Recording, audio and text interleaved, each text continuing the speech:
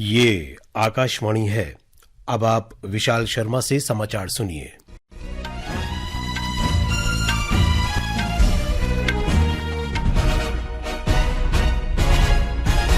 प्रधानमंत्री नरेंद्र मोदी ने कहा है कि जल संरक्षण सिर्फ एक नीति नहीं बल्कि सामाजिक प्रतिबद्धता का विषय है।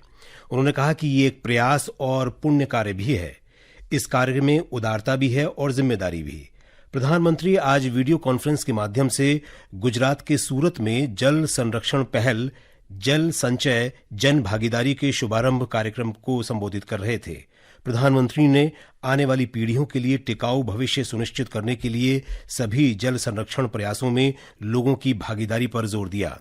प्रधानमंत्री ने कहा कि जल संरक्षण हमेशा से भारत की सांस्कृतिक चेतना का अभिन्न अंग रहा है। केंद्रीय जल शक्ति मंत्री सीआर पाटिल और गुजरात के मुख्यमंत्री भूपेंद्र पटेल ने सूरत में राज्यव्यापी जल संचय जन भागीदारी पहल की शुरुआत की। जल संचय जन भागीदारी कार्यक्रम के अंतर्गत समूचे गुजरात में लगभग 24,800 वर्षा जल संरक्षण निकायों का निर्माण सामुदायिक भागीदारी से किया जा रहा है। इससे वर्षा जल संचय तथा दीर्घावधि जल प्रबंधन में मदद मिलेगी। वाणिज्य और उद्योग मंत्री पीयूष गोयल ने कहा है कि अब भारत तथा भूमध्य सागरीय देशों के संबंधों को और सुदृढ़ करने का समय आ गया है। नई दिल्ली में भारत भूमध्य व्यापार कॉन्क्लेव 2024 में उन्होंने भारत और भूमध्य सागरीय देशों के बीच व्यापारिक संबंधों को बेहतर बनाने का आह्वान किया। श्री गोयल ने वैश्विक व्यापार के लिए मार्ग प्रदान करने के लिए भूमध्य सागरीय देशों का आभार व्यक्त किया। श्री गोयल ने कहा कि भारत अपने युवाओं को उज्जवल भविष्य देना चाहता है। उन्होंने कहा कि देश के विनिर्माण क्षेत्र में महत्वपूर्ण वृद्धि हुई है। इलेक्ट्रॉनिक्स और प्रौद्योगिकी मंत्री अश्विनी वैष्णव ने भारत जापान डिजिटल संबंधों को मजबूत करने के लिए टोक्यो में डिजिटल ट्रांसफॉर्मेशन मंत्री तारो कोनो के साथ बैठक की। दोनों नेताओं ने भविष्य की तकनीकी प्रगति पर ध्यान केंद्रित करते हुए डिजिटल क्षेत्र में सहयोग और नवाचार पर भी चर्चा की। इससे पहले श्री वैष्णव ने भारत जापान कूटनीतिक साझेदारी की वर्तमान स्थिति और भविष्य पर जापान के प्रधानमंत्री के विशेष सलाहकार मसाफुमी मोरी के साथ बैठक की।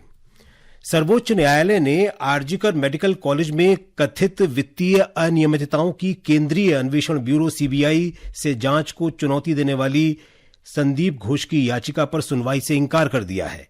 घोष कोलकाता के आरजीकर मेडिकल कॉलेज के पूर्व प्रिंसिपल हैं। मुख्य न्यायाधीश डीवाई चंद्रचूड़ की अध्यक्षता वाली पीठ ने कहा कि कलकत्ता उच्च न्यायालय जांच की निगरानी कर रहा है और जांच का जिम्मा सीबीआई को सौंपा है। ऐसे समय में एक आरोपी के रूप में संदीप घोष को जनहित याचिका की कार्रवाई में हस्तक्षेप करने का कोई अधिकार नहीं है।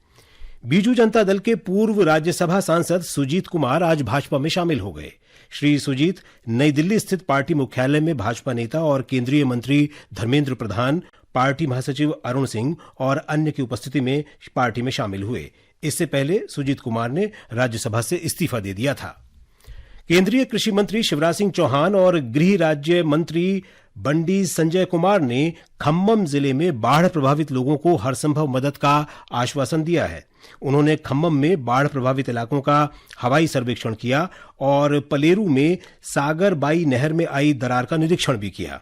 राज्य के कृषि मंत्री टी नागेश्वर राव और राजस्व मंत्री पी श्रीनिसा रेड्डी भी उनके साथ थे।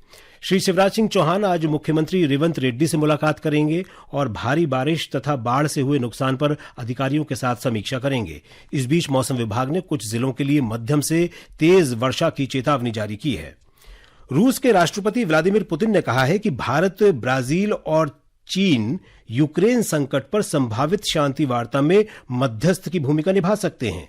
पूर्वी आर्थिक मंच ईईएफ में एक सत्र को संबोधित करते हुए श्री पुतिन ने कहा कि ये तीनों देश यूक्रेन में स्थिति को सुधारने के लिए प्रयासरत हैं। उन्होंने कहा कि वे यूक्रेन की स्थिति पर भारत, चीन और ब्राजील के साथ लगातार संपर्क में हैं। पेरिस पैरालंपिक में भारत के यश कुमार और प्राची यादव नौकायन स्पर्धा के सेमीफाइनल में पहुंच गए हैं। वहीं सिमरन शर्मा ने महिलाओं की 100 मीटर T12 फाइनल में चौथे स्थान पर रहने के बाद 200 मीटर T12 स्पर्धा के सेमीफाइनल के लिए क्वालिफाई कर लिया। इसके साथ ही ये समाचार बुलेटिन समाप्त हुआ।